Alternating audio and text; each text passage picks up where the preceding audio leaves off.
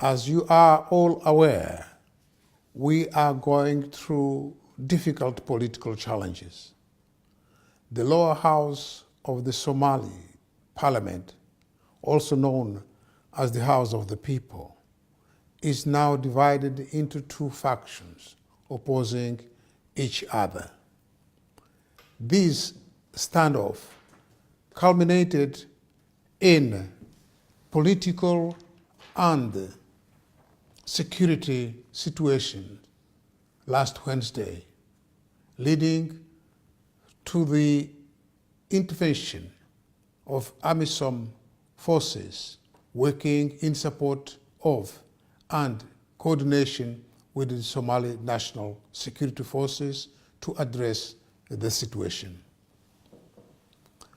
I am instructed by my most senior leaders in Addis Ababa to inform you that the African Union mission in Somalia, AMISOM, is mandated to work in support of the Somali security forces to provide security to Somali national institutions, and that includes the parliament.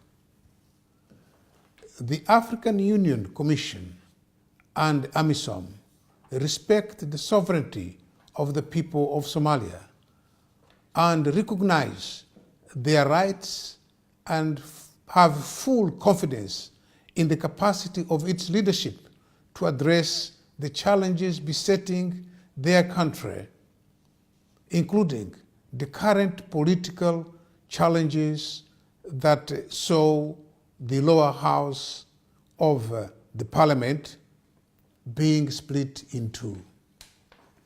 In this context, AMISOM has no mandate to impose on the Somali people and, indeed, on the parliament the way they should conduct their business.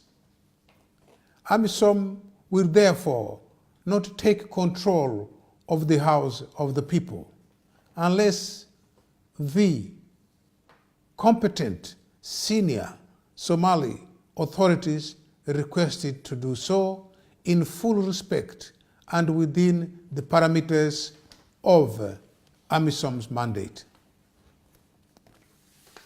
In any case, we are alert and on standby, ready to come in support of Somalia in Parliament or elsewhere.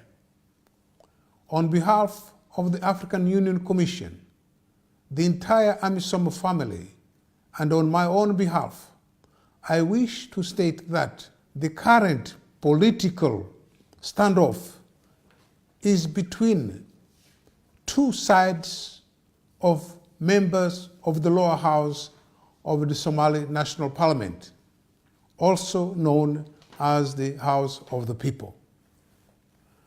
AU and AMISOM recognize and respect the right of the Somali Parliament to determine when, where, and how they conduct their business.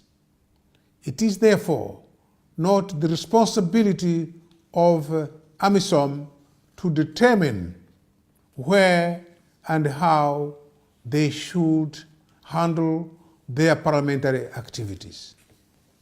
I wish to further state that the African Union, through AMISOM, under the UN Security Council Resolution 2372, 2017, is implementing a phased and condition-based transition of security responsibilities to the Somali National Security Forces, and the current political crisis cannot in any way influence or force AMISOM to withdraw its forces. At no time we will unilaterally abandon the friendly people of Somalia, and we will, as we have so far done, stand by them at all times until they tell us they are ready to take over from us. Until then, we will continue to support the Somali National Security Forces as they strive to ensure the safety and security of their country and its institutions, including the parliament. The African Union Mission in Somalia, AMISOM, is deeply concerned with the security implications of Wednesday's developments in Parliament. I appeal to the members of Parliament, legitimate representatives of the people of Somalia, to continue to exercise restraint as they strive to resolve the differences that oppose them.